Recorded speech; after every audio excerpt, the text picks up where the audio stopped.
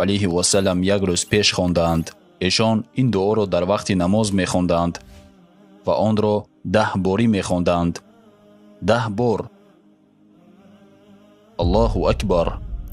حدیثی که از عایشه رضی الله عنها روایت شده است و در این حدیث گفته شده است که کان اذا هب من اللیل، بار رسول الله صلی الله علیه و سلم ناگهان در سیک آخر شب و یا نصف شب بیدار شدند. خلاص پیامبر شب بیدار شدند. ببینید که این حالت را چگونه وصف میکند.